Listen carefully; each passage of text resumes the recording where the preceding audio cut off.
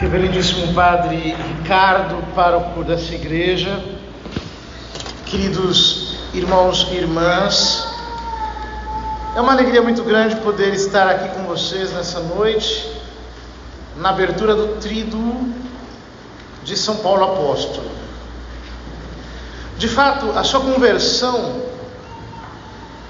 é um dos eventos mais marcantes da história do cristianismo. Não apenas porque São Paulo foi perseguidor da igreja nascente, mas sobretudo porque ele, além de perseguidor, era efetivamente um ponto fora da curva.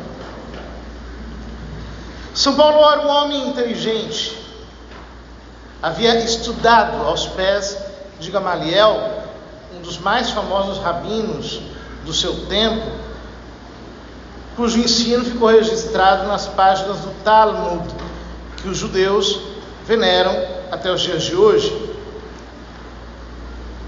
Ele foi um homem dotado de uma sabedoria, de um engenho, de uma autoridade, de uma capacidade de compreensão do Evangelho, que realmente marcou para sempre a história do cristianismo.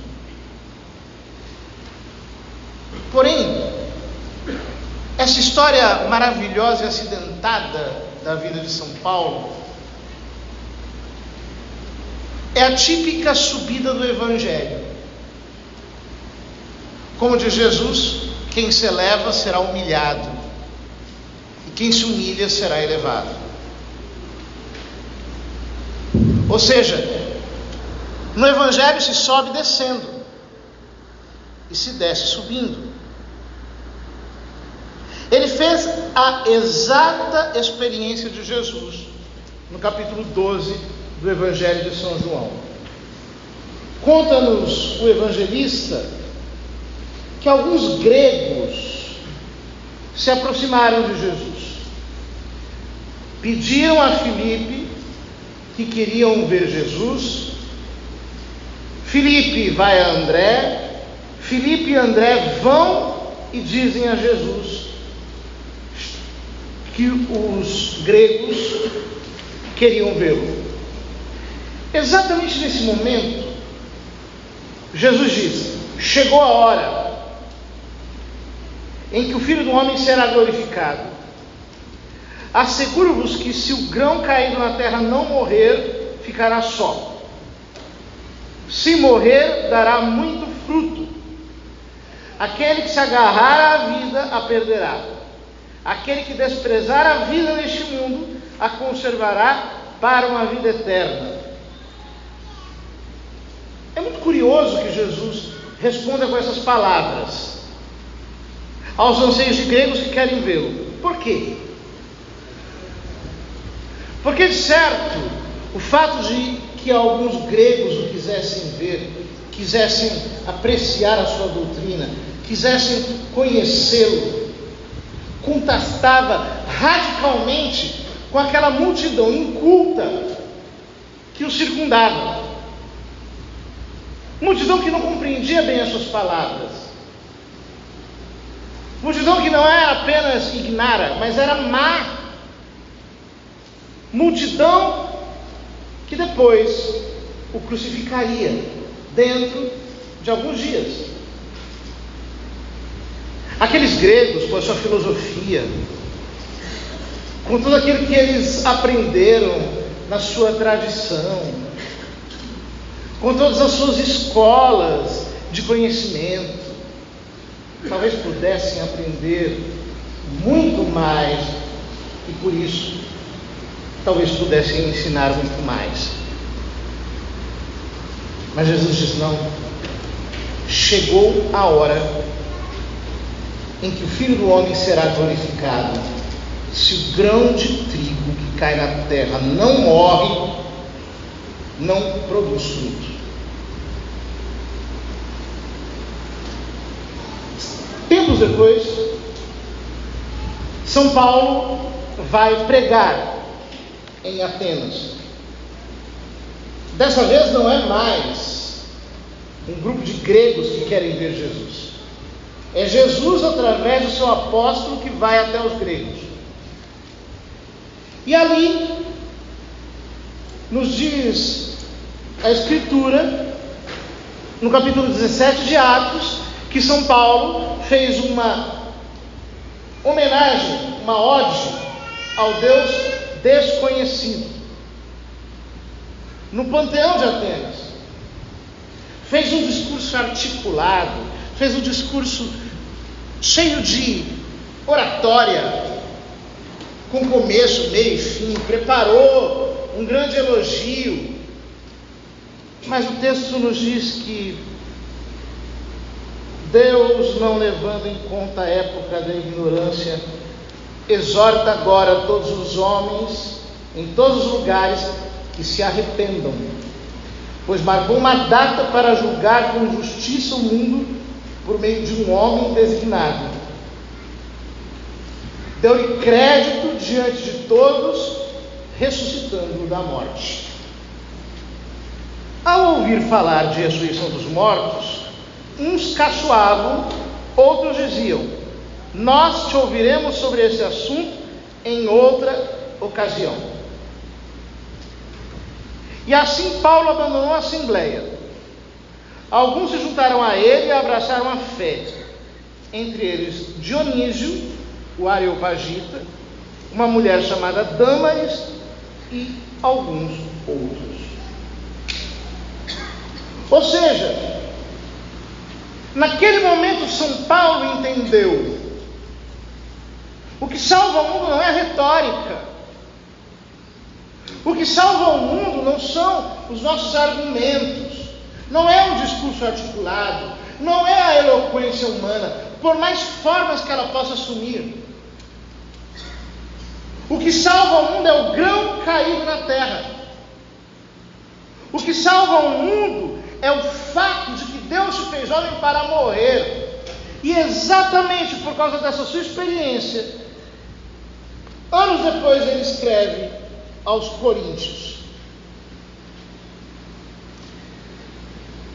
a mensagem da cruz é loucura para os que se perdem, mas para os que se salvam é força de Deus, é dinamis de Deus, é poder de Deus. Como está escrito: acabarei com a sabedoria dos sábios e confundirei a inteligência dos inteligentes. Onde é um sábio? Onde um letrado? Onde um investigador deste mundo? Deus não converteu em loucura a sabedoria humana? Como pela sábia disposição de Deus, o mundo com sua sabedoria não reconheceu a Deus, Deus dispôs salvar os fiéis pela loucura da cruz. Porque os judeus pedem sinais, os gregos procuram sabedoria, ao passo que nós anunciamos Cristo, e Cristo crucificado, escândalo para os judeus, loucura para os pagãos, mas para os chamados, judeus e gregos, Cristo, força de Deus e sabedoria de Deus. Ou seja, Paulo entendeu que a salvação está na loucura da cruz. Mas por que a cruz é loucura? Em que sentido nós podemos dizer que a cruz é loucura?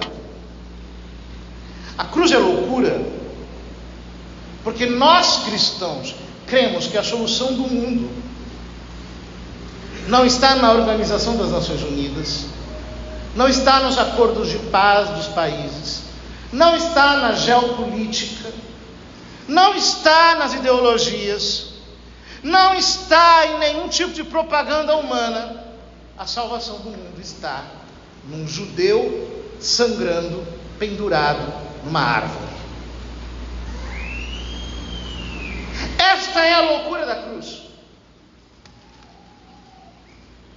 A loucura de que nós cremos num Deus que se fez um de nós, assumindo as nossas dores, assumindo as nossas transgressões, as nossas maldições, as nossas misérias, para morrer em nosso lugar num sacrifício substitutivo. Esta é a loucura da cruz.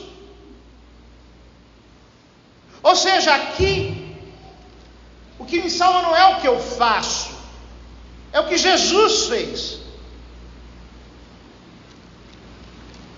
Ele é o meu Salvador. Não sou eu que me salvo. O cristianismo, portanto, joga por terra tudo aquilo que é humano. No sentido de que todas as obras humanas, por melhores que sejam, são incapazes de nos salvar. Nós somos salvos pelo sacrifício do Deus que se encarnou. Essa é a loucura da cruz. A loucura da cruz é que diante da cruz, ninguém é bom. Como diz São Paulo, todos pecaram e estão privados da glória de Deus. Mas a justificação se dá gratuitamente. Diante da cruz, tudo que nós possamos fazer não passa de sombra, porque é o sacrifício de um Deus que nos justifica, que nos santifica, que nos leva ao céu, que nos glorifica. É graças ao seu sacrifício, à sua morte. E a única coisa que se nos pede é, em palavras sintéticas do Evangelho de ontem: arrependei-vos e crede no Evangelho. Diante da cruz, eu posso me dar ao luxo de ser um criminoso, um pecador, um bandido, uma pessoa errada, em todos os sentidos. Eu não preciso ter razão.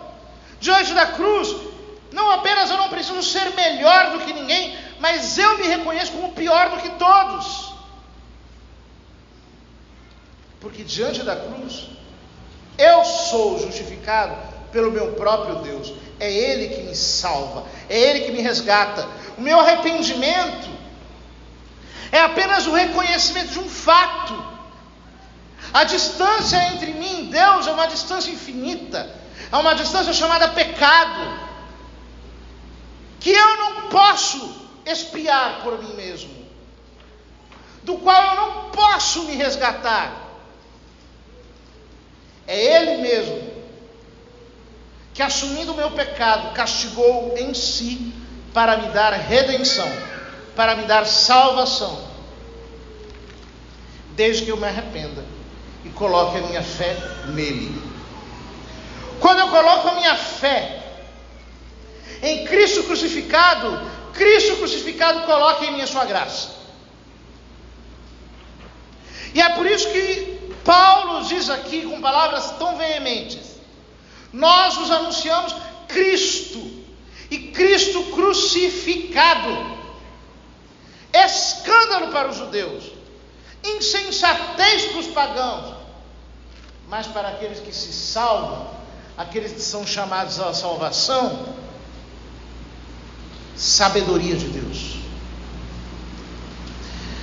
Veja, queridos irmãos, muitas vezes o nosso cristianismo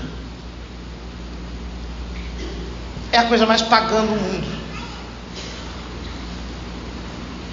Eu vejo pessoas o tempo todo, por exemplo,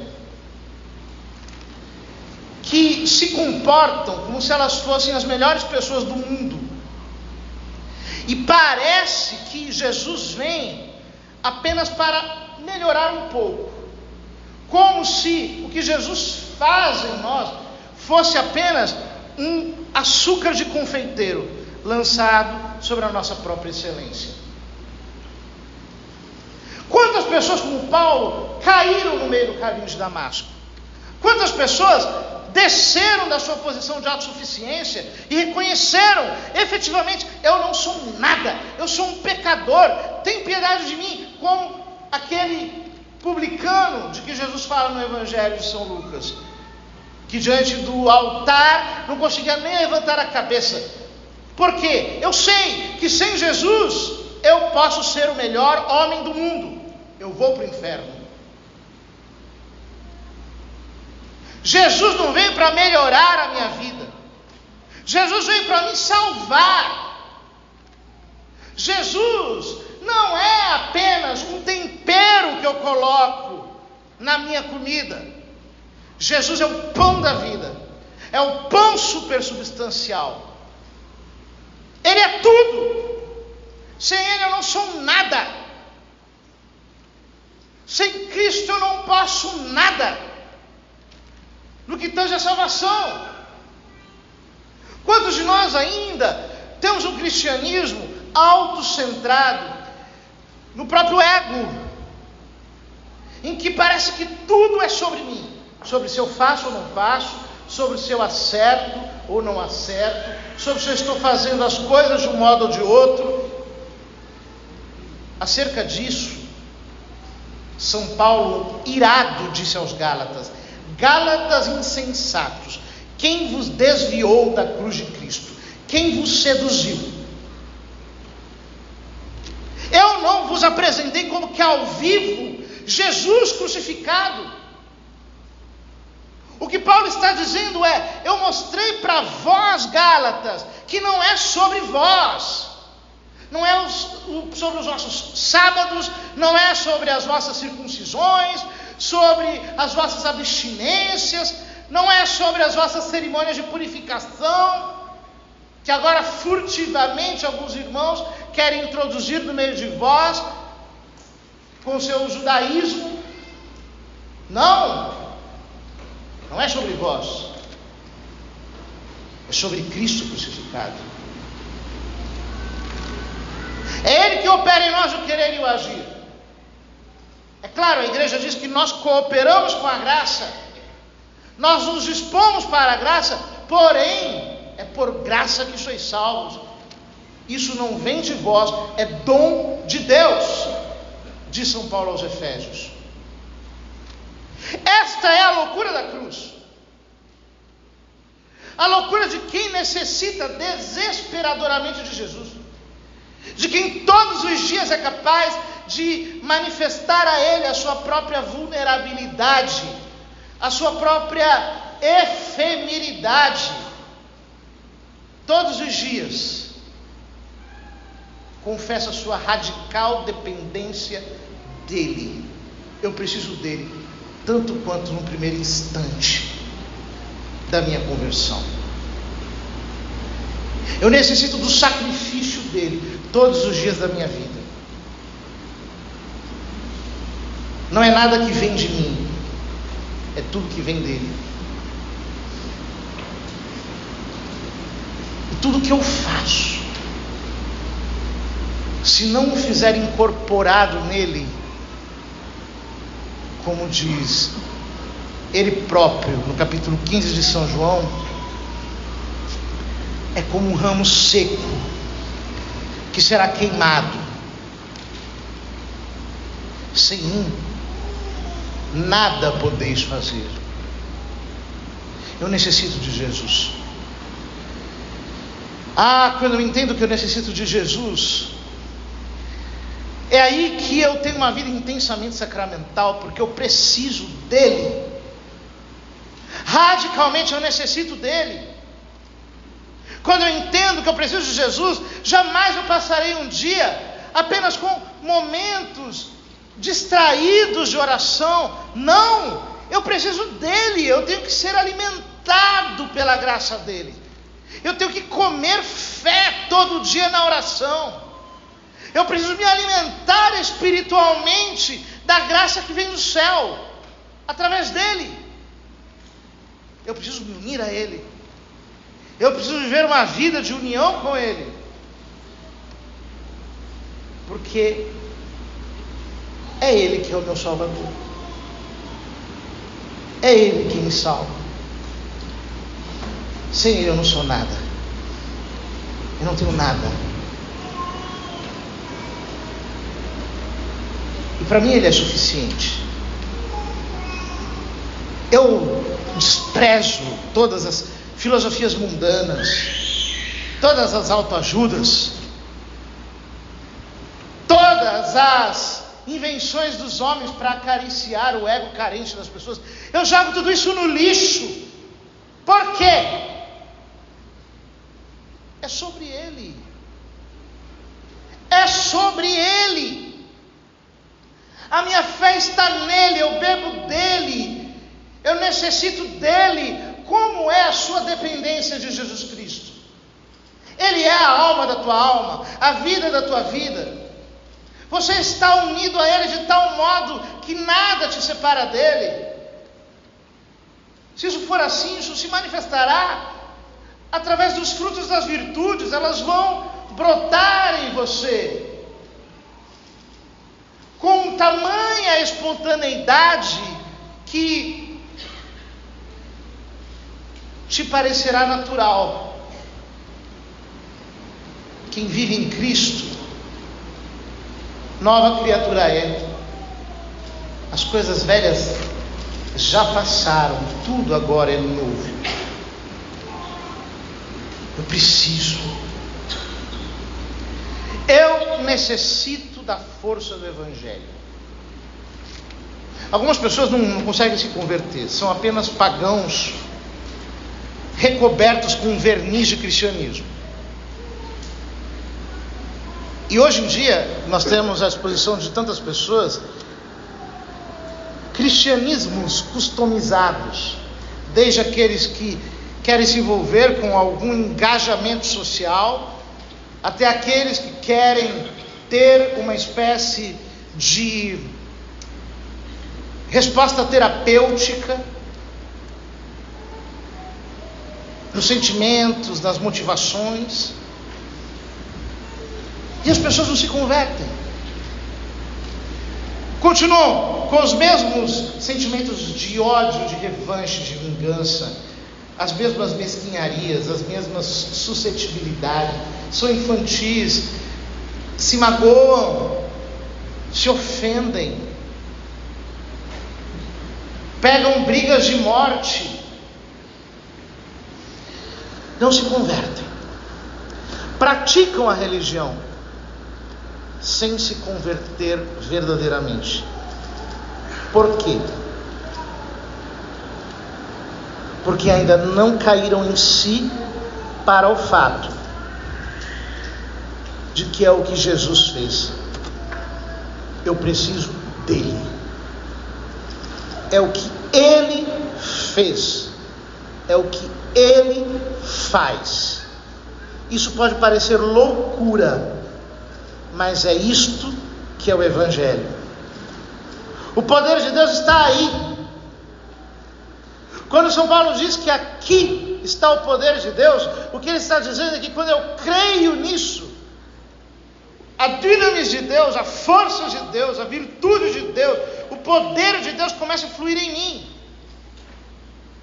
Eu caio por terra, eu bato no peito, eu passo pela mesma experiência que ele passou.